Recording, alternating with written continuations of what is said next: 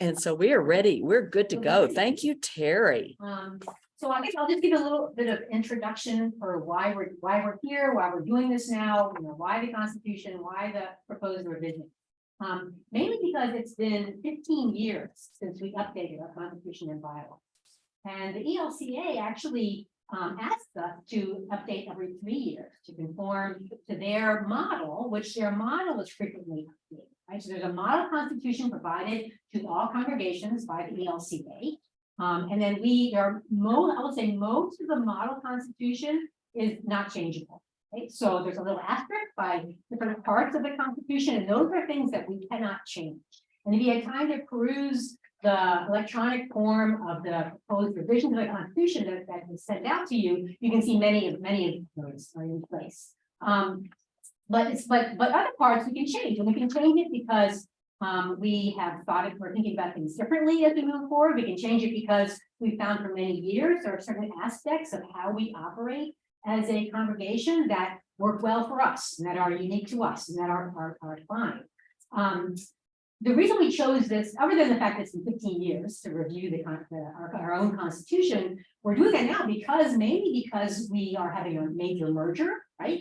And we've just undergone a strategic plan for our future. So the church leadership thought it was a really good time to bring our governance documents into conformance with the ELCA model constitution and to note the differences that we have with the model. So the draft document that you received by email brings us up to date on the required changes. And then again, as I said, when allowed, it incorporates specific operations that are unique to our congregation that have been in place in some cases for decades that we want to maintain because they work well for us. So what was sent out by electronic form, and unfortunately I don't have the ability to project that now, and it was way too many pages to print out, is this draft that we're proposing. And the draft is a compilation of recommendations that were made by the church council, the executive committee, and also a special committee that consisted of corporate legal counsel, Alicia Goodrow sitting here, and our church governance expert, George Brookover, sitting back there. And so these people have been in dialogue about these proposed changes for many months and given us a lot of prayerful and diligent consideration for what we want to do. So in addition to getting electronic versions of the proposed documents, I sent a electronic review of the summary of revisions to the document, and you have that in printed form in front of you. So I think what I'll do is go briefly through this summary documents. And I think because we have a significant amount of time and we don't have very many people here in person, we can stop along the way if you have questions about specific changes in this proposed revision. So we're presenting this today, and I'll bring this up briefly in the congregational meeting that follows the second service today. We're going to vote on the revisions of the revised Constitution at our Part 2 congregational meeting in February. So I hope you attend that meeting. Okay, so chapter 1 basically is our name and incorporation. So this was very easy to do. This was to update to reflect the merger of our two congregations, that we are officially joined, that we are 2 campuses, and we also are an online presence. So that's pretty cut and dry. Chapter 7, property ownership. So that information was added just to show that we're going to comply with the state laws of Texas and the specific rules of the Texas-Louisiana Gulf Synod and the ELCA to reflect that merger of the congregation. Okay, chapter 10, and I'm going quickly through these minor things, right, because I think there's going to be, hopefully there's no questions on those. Congregational meeting in chapter 10. So this has been updated to expand the use of various electronic media to provide notice of meetings of the congregation. So, there are rules. When we're about to have a meeting, we have rules about how soon people need to be notified. And in terms of the mechanism, we want to make sure that we take all mechanisms that are available into account to get the word out as efficiently as possible. This chapter also talks about voting by proxy or absentee ballots, and that is not permitted But we want to make it clear that voting electronically is not deemed to be voted. It's not the same as voting by absentee ballot or proxy. Okay, so according to the ELCA, you can vote on congregational, issues electronically. It's important to note that we don't currently do that, and we will not do that until our technology committee, working with other church leadership, gets in place a secure and accurate mechanism to do that, right? So right now, we're not going to be doing electronic voting, and I don't know when that's going to come in the future. It could come in a few months, it could come in 2 years, but we will not do that, even though we're permitted. To the group, there are folks that are trying to get in. I would have to reboot. I'd have to take us all out and redo. So I leave that to you. It is recording to my knowledge. Okay. So I thought this is weird when nobody came on. So I'm sure I can fix it if I go out and then just start over, probably. I don't know. I would say we should continue. Okay. As it is recording, and we are intending to have at least one online discussion session. So people who want to have questions can listen to this and then participate in a discussion session. I have to leave the choir, so I'd rather not have anyone completely. Apologies, everyone. Yeah. So welcome if you just joined us online. So No, I cannot. Yes, they're getting a note that, so. Okay. So the way I went out and figured out something's wrong, but I just got something from Uda. So please keep going. I will let them know as they text me. Okay. So just getting back to the electronic voting thing, it's for 3 years, basically, the ELCA has permitted online voting. Okay, we're not doing it now. We will not do that until we are very happy with the security and accuracy of whatever mechanism, software, if you will, that we have in hand to do that. Okay, any questions about that? Okay, moving on to chapter 11. That's again, just for your information, there are no changes in terms of the past practices of our congregation. So our officers of the congregation, which are not necessarily the same officers of the council, right? We have a president, a vice president, a secretary, a financial secretary, and a treasurer. Only the president and vice president need to be members of the council. The other 3 positions can be non-elected council members. They can be council members that if we find someone on council who has those gifts and desire to fulfill those positions, but they don't have to be on the council to fill those officer roles. Okay, then moving on to chapter 12. So the council itself. Yeah. I will say that now you see that we skip many provisions as we go through here. Most of the chapters that are skipped are chapters that are asterisks that we are not allowed to change. They are hard baked in the model constitution. And we are moving into specific governance clauses that each congregation can adapt to the best practices that they agree upon as a congregation, remembering that the ELCA has congregations as small as 10, 12, 30 members and as large as several thousand members, and we're somewhere in the middle. So this is the section that should be adopted and adapted to fit what our best practices are for governance. Okay, so the first, I would say, substantive change since our last constitution is that we are making deacons of our church voting members of the council. Now, to do that, they have to be voting members of the congregation. Right? And so if a deacon of our church is a regular voting member of our congregation, they will now have the right to make votes on council. We're discussing issues at council and taking votes. They can participate in that. Okay. Also, I just want to note that the number of people we have on council is somewhat flexible. Okay, so we can have as many, no fewer than 6 or as many as 12 people on our congregation council. We have 9 now. We've had 9 for some time, but it's important to know that that's flexible because if we grow, we may want to increase the number. I hope we don't go the other way, certainly, but we are flexible in the number of members. Yes. So you have people from the other campus on the council? We have offered them the opportunity to do that, and right now we don't. We certainly would welcome them, and they know that. And so maybe in the future we will, So right now the answer is no, we don't. We're certainly open to that. Today we'll be electing 3 new members to the council. They happen to be traditional worshipers for this campus here. Terry will get to it in just a minute, but our process for selecting members of council starts with a nominating committee.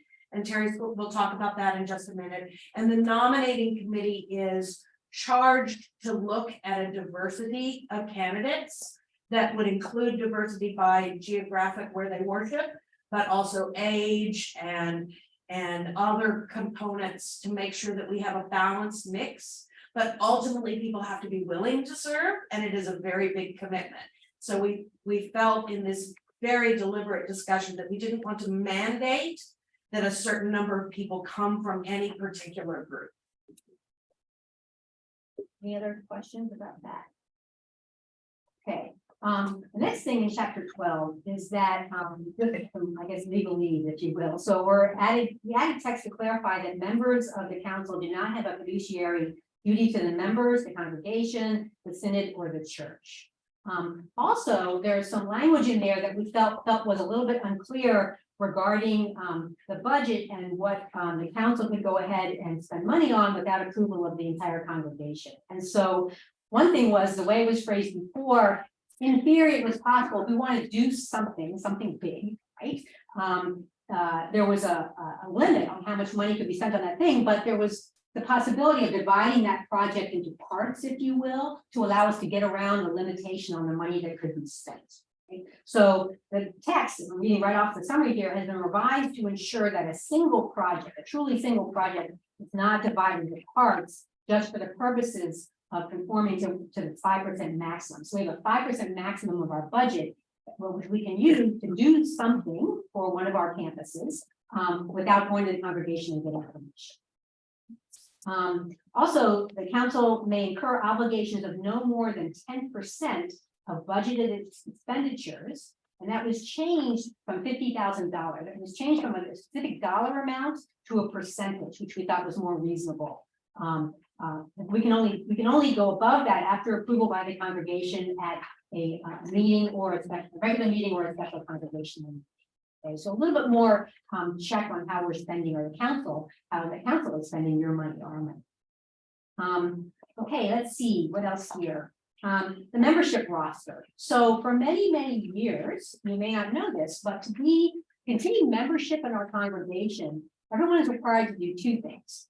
One is to attend worship at least once a year. Okay, these are not major things. And the other is to make some kind of contribution at least once a year. That contribution could be $1. It could be, anything, and it doesn't necessarily have to be a monetary contribution, but you have to contribute and you have to attend worship once a year. The council has not done the best job at monitoring that and making sure that our current role of the role of membership is not in line with that, and the congregation, the council is going to do a better job of that. So we're going to review this annually, just so we make sure we have an accurate representation of actually who is involved in Christ's sake. Right. I have a question on the next to last bullet on the first page. Okay, see 1205? Yes. What's the difference between the 5% maximum in the first paragraph and the 10% maximum in the second? I can answer it. Yes. The best way to answer that is by example. So a project that is very expensive, the new air conditioning system, right, will be 10% or more of the annual budget and will require a congregational approval to it. The project of power washing and cleaning and fixing the bell tower may be at the 5% limit, and we may have multiple ones of those. And so you can have multiple 5% projects, but nothing in the 10% range can be approved without a congregational vote. Okay, thank you. Okay.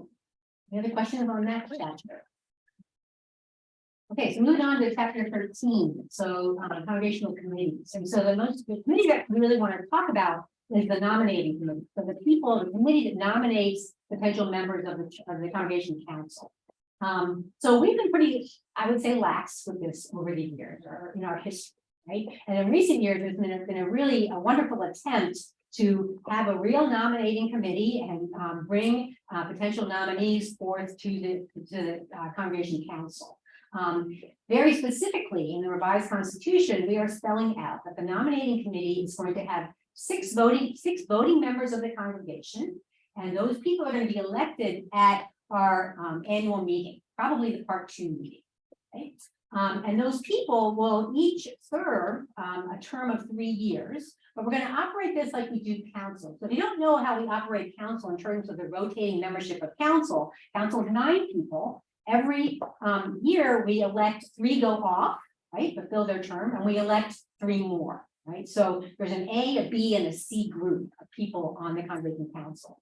We're going to do the same thing for the nominating committee, the committee that brings names of potential council members forth to the congregation council. So there'll be 6 people, and every year we will elect 2 new people to the nominating committee, and 2 will go off. Does that make sense? And the idea here is that you want to have some history, right? So the nominating committee ideally receives some multiple names of people who have the gifts and are willing and able to serve, and they're balancing, as Alicia pointed out earlier, you know, everything from demographics to particular talents of the people and so forth. And so many names get discussed, right? And you want to have that history of, well, maybe this person is not right this year, but maybe next election cycle we'll put them in. So the idea of having these rotating groups, or these groups A, B, and C on the nominating committee, I think is really good to get a really effective nominating committee in place. A little bit more information on nominating. You know, you can self-nominate people, other people can nominate you. You may be approached out of the blue by a nominating committee member or a council member. There are many ways to get on that list of considered people for council. You have a question? I want to back up to section 12.01. Okay. Listening to your discussion around how we nominate to both the nominating committee and specifically to the congregation council, there's a provision in here that says we can go no fewer than 6 but up to 12. What's the process by which we decide the size of the congregation council? So we haven't discussed, but we have 3 different documents that we are talking about right now. Right now, we are marching through the Constitution.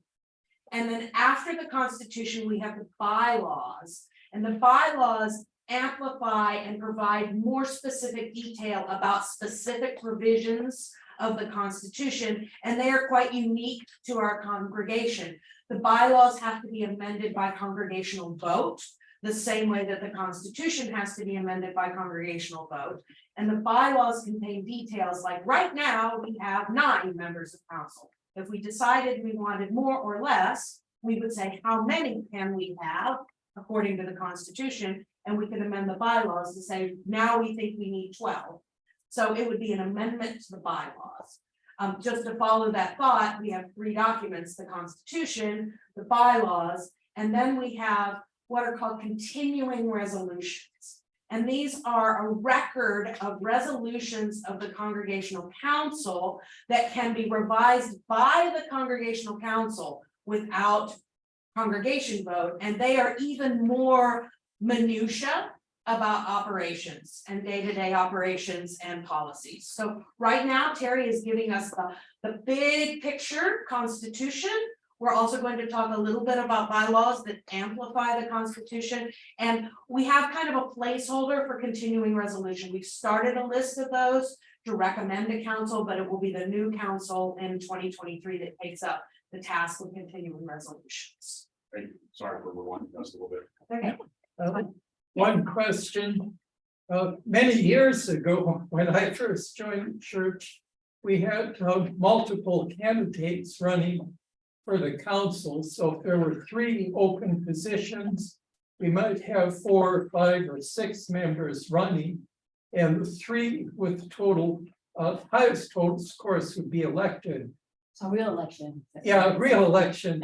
I think we got away from that at some point, mainly because it was very difficult to get the 3 or 4 people to agree to run for council, let alone 6 or 7. But has there been any discussion recently of returning to the previous? We haven't had a recent discussion on that. Certainly that would be permitted, right? By my understanding of the revised Constitution.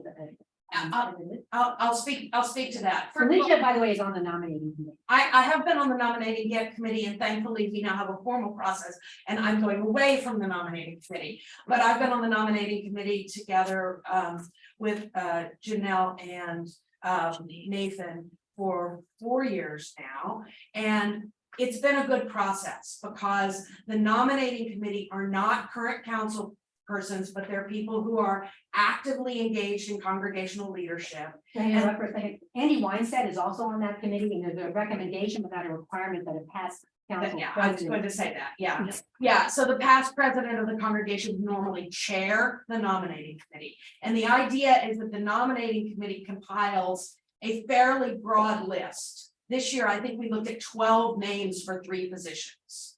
And that list of 12 names built on a list from last year, built on a list from the prior year. There's kind of a continuation of lists. As you all know, we are blessed with leadership right now. But people are called at different times of their life to different roles and different levels of commitment and leadership also.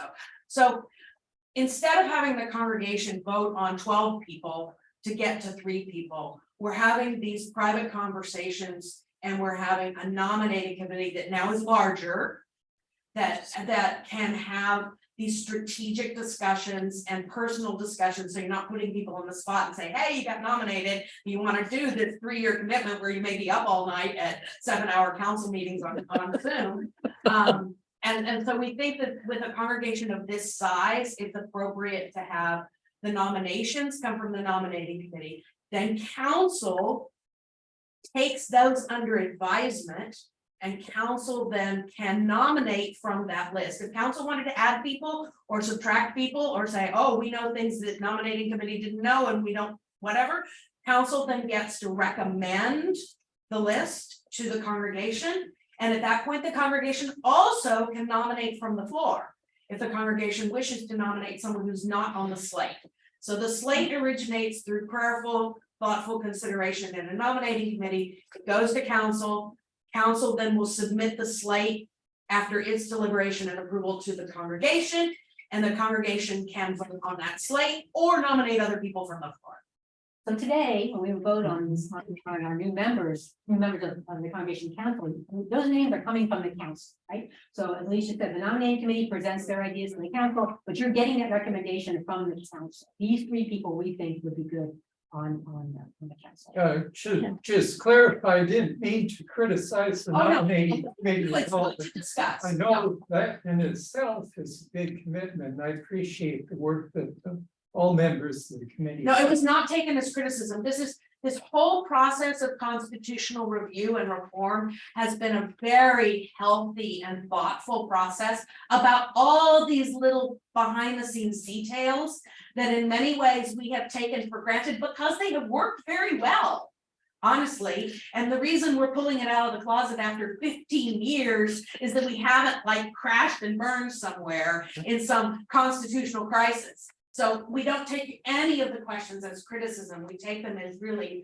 thoughtful and careful, faithful inquiry into what are we doing and how are we doing it. So thank you. And again, just one last word, my reading of this, and Alicia can correct me if I'm wrong on the board, is that this can change in terms of, you may one day, 1 year, come into a congregational meeting and there'll be multiple names, more names on that ballot than are needed to fulfill the open spots on the council. So this is what we're choosing it now operationally, but there's nothing in the Constitution that says we have to only provide you with names, equal to the number of slots. That's correct. Thank you. Okay, the next thing, moving on, any more questions on that? So C-1305, that is the section that deals with the call committee. And so the call committee, as shown here, is composed of at least 8 people, including at least 2 alternate members. This is our current composition of our call committee, and in my view is working very, very well. So that's just to get the details of that on paper. And then moving on, so this whole chapter 13 is about congregation committees, right? So then in C-1306 and 1307 indicates that other committees of the congregation may be formed, commissioned, and disbanded as the need arises by decision of the council as reflected in the continuing resolutions that are going to be attached to the Constitution. Okay, so the duties, as it says here, committees of the congregation will be specified in the continuing resolutions. Okay, and so, we have right now, or, so as you probably know, over the past few years, I think maybe because of COVID, there's been a little bit lax in our organization of our committees, right? So right now, worship and music is formed, technology is formed, there's a property committee, and those will all be described in continuing resolutions and bylaws. Right? And there's the flexibility there in case we need to change the composition of these committees in the future. There's also supposed to be, or there is a columbarium committee that has some structure, and again, we have not. And we have members again with a rotating, but we haven't. I mean, I haven't brought it forward. Right, We need to vote on the right. council. So that's a really good point. I can Yeah. send you, I can send you. Okay, that'd be what great. we've got. And then we can maybe add those details Yeah. in the appropriate place. Right. That's great. Thanks very much. Yes, thank you. We've started a rough draft of the continuing resolutions that will commission the additional committees. Yeah. So, we had committees, we had commissions, we had task forces. We had something called a team, which I don't think is really good. But yeah, so it's really important to get the plan laid out for these things. So. That's really So would that mean alter guild, because you also have officers? I'm curious what makes a committee. Yeah. Yeah, we haven't operated So that way. lest we Alter get guild. Yeah, sorry, derailed just on curious. all these different commissions and committees, We'll but move- the reason they are going to the continuing resolutions, Is- so there's flexibility. Yeah. And they can be revised Yeah. regularly, but I will note one thing that is different, and that is, unless it's listed here in the Constitution as a committee, and only two are the nominating committee and the call committee, unless it's listed here, every year, it's going to need to defend itself to the council that it has a real purpose. Right, and state what its charter is and what its constitution, why it exists and how it's going to operate. So instead of having committees that maybe were formed in 2018 and it worked because it was the COVID protocol committee, I'll just sort of say 2020, right? We had to form a COVID protocol committee, which Terry here was chair of in. Well, right, and now we have we don't need that in perpetuity, right? But we may need a special, could we have right now some special committees? I'm on the transition committee about the West Campus and the integration of West Campus and the procedures, but also usage and property. So some committees stay around forever. Alter guild, we hope, stay around forever. And in fact, columbarium, we want to stay around forever as well. Some are transitory and all need to rethink why they exist and how they exist more frequently than sometimes. Yeah. Okay. That's really good. I'm glad you brought that up. Thanks very much. So C 1308 is just really clarification of what have been our practices for many years. So as you see here, a pastor shall be an ex officio member of each committee, commission, task force, or board of the congregation. Okay? The president of the congregation shall be ex officio on all committees, commissions, task forces, and boards. Same thing as the pastor, except key point is except the nominee. Okay. Any questions? Good point. Oh. Yeah. Yeah, the last phrase of that paragraph seems to be hanging. Is that a typo or does that refer? Are you looking at the some- text of the Constitution or at the summary? The summary says, but may appoint a specific Comma. pastor or deacon to attend. But what does that refer to? It's a comma. Shouldn't the period be a comma? Oh, yeah, this Oh, would be it a should comment. be- It just be a comma. Sorry, It's just a typo. that's my typing. Sorry. One typo. Yes, right. Oh, yeah, that's would be a comma. Yeah. Okay. Yeah, It actually shouldn't be a comma either because it creates a compound sentence, but just ignore the period. But well, You know, yeah, it should not be. right. Yeah, It doesn't it's need still it. not clear to me, though, what So the normally, so distinction is. ideally, there will be somebody on council who is chairing these different groups, right? But in lieu of that, that person could have a specific pastor or a deacon attend. And also, we have multiple pastors and multiple deacons. And so the senior pastor does not have to have Hermione's time twister from Harry Potter and be at every single meeting of every single group. And can instead say, Ben Renner, I want you to be on the Youth and Family Committee. And Deacon, I want Deacon Beth to be on the Treasury Committee this month and listen to the budget, right? Okay, So you know what, that's what it but means. Kurt's right, it's a bad sentence.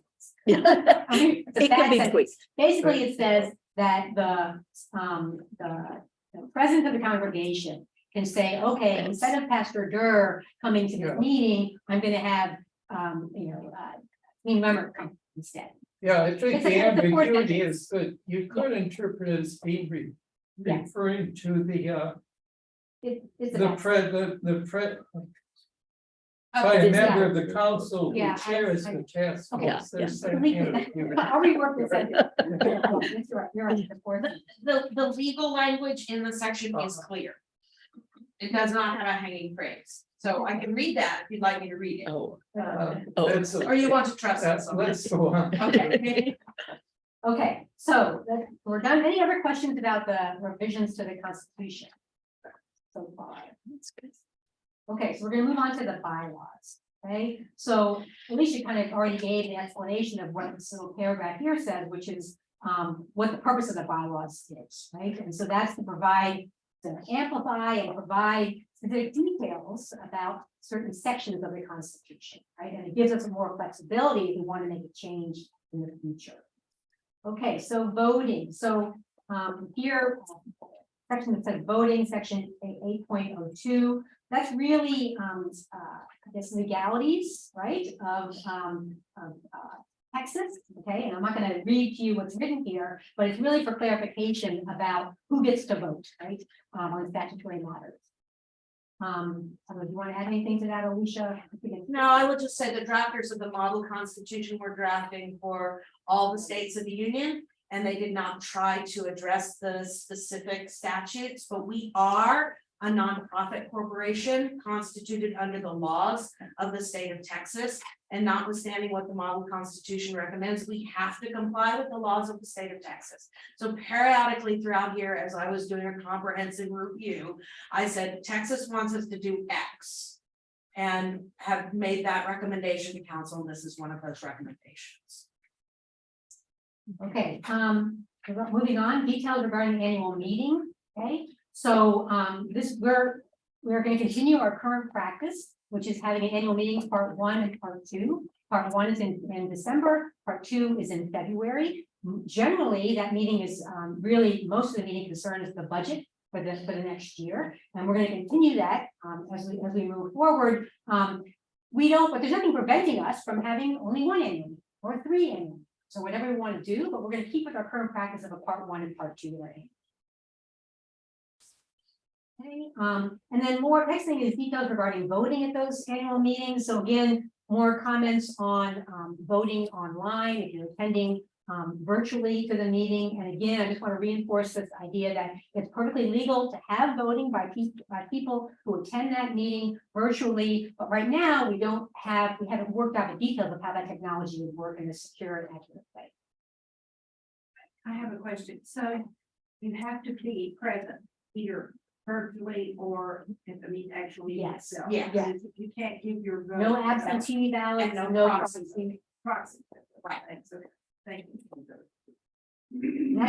And just to be clear, many nonprofit organizations and pretty much all public companies are now using electronic voting systems. And so there are packages one can purchase. We just need to evaluate which those are. And a proper system will not only really take attendance very clearly and verify the identity. So you might have to have a passcode that was issued to you in advance in order to enter the meeting, and it would be unique to you and limited to a time period. But then you may also have to, for example, use that passcode to vote so that it was tied to a unique person and we didn't have interlopers spamming, crashing into our electronic meeting. There are systems that work for this that are being used across our country right now. We just kind of need to.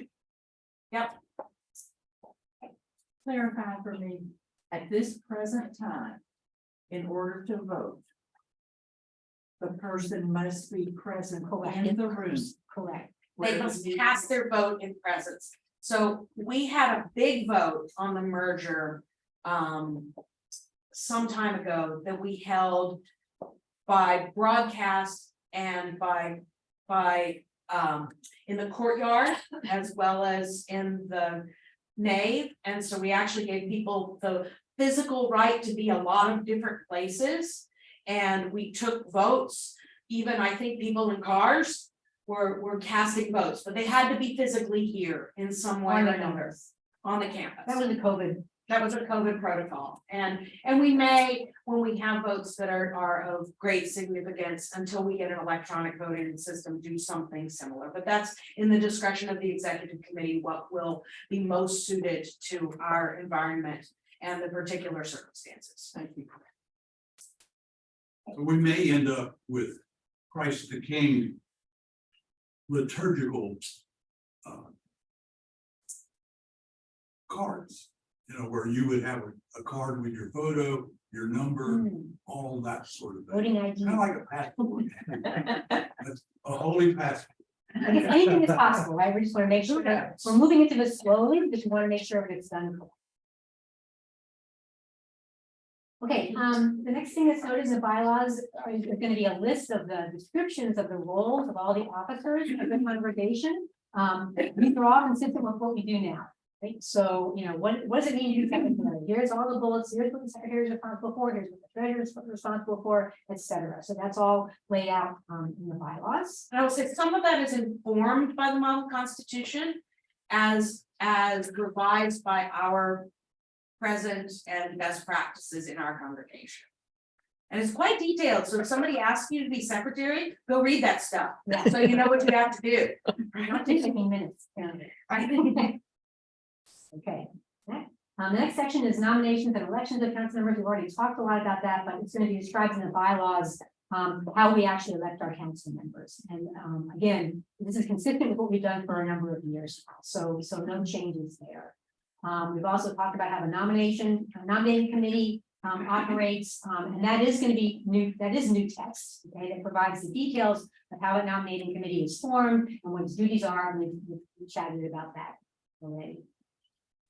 And then there's a supplemental clauses section, indemnification of covered persons acting on behalf of the congregation, which is a lot of legalese that via Texas law, and I'm not that familiar with, but I'm assured by George and Alicia that this is stuff that needs to be. Somebody sues Terry just because her name is on a contract. We want to cover Terry, right? And this gives us power to do that. That sounds good to me.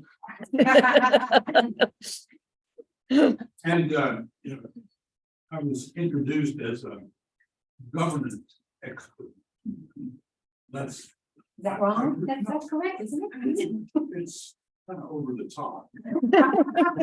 But I'm willing to accept it. But as a retired ordained clergy person, I have more experience than wisdom. And as a consultant for 30-some years with my own business, working with churches that were usually in turbulence, I'm almost certain that most ELCA Lutherans have never seen the constitution of their congregation. Most places I went, someone in the congregation had found a sentence in the Constitution that they were willing to take the whole congregation down the toilet with, because they were upset about something that the national church had done, or the synodical church had done, or the local congregation had done or not.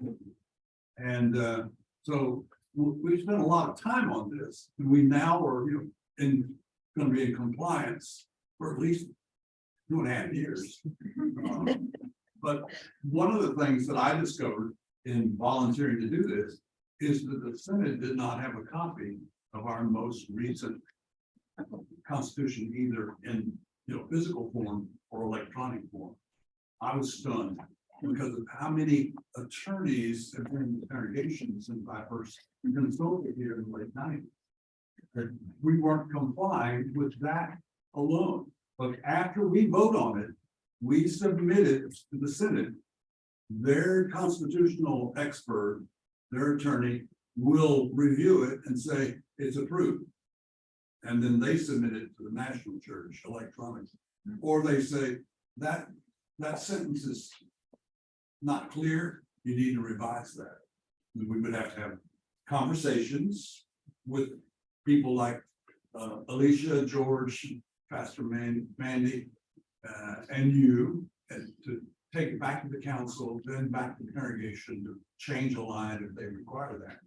And it bothers some people that have to be in compliance with the synod and national church, but that's what we are.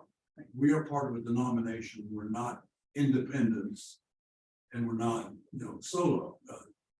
A lot of Methodist churches right now are going out on their own. In a big mess, because a lot of people voted because of human sexuality and not what Methodists believe otherwise. And so once they start reading it, they say, oh my goodness, I didn't know this. I want to join the Lutheran church.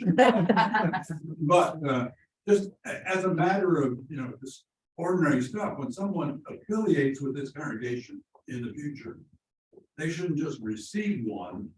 Someone should take time to take a short amble through it. You don't have to do the whole thing, but I think we need to understand that we're a part of a national denomination and not just a private organization. And to add to that, I've spent time as the secretary of the synod. And what happens is if someone decides, a member of this congregation decides to sue the congregation because they didn't like a decision, your constitution, if it's not in compliance with the model constitution, all states, doesn't matter which state, will adjudicate the issue on the basis of the model constitution, not your constitution. So if you don't have the constitution brought up to date every 3 years, you can have all and you have one problem person in the congregation, only one, who decides to sue the congregation because you made a decision that was not right. The court will not use, believe me, I've been down this road lots of times, but the court will not use your constitution, it will use the model constitution. Every state in the union. If ours has not been updated. Right. So I watch congregations who have tried to leave the ELCA and follow the process in the Constitution that they had in 1986. And the courts say you can't do that because you didn't follow the model constitution of the church body in which you were a part of.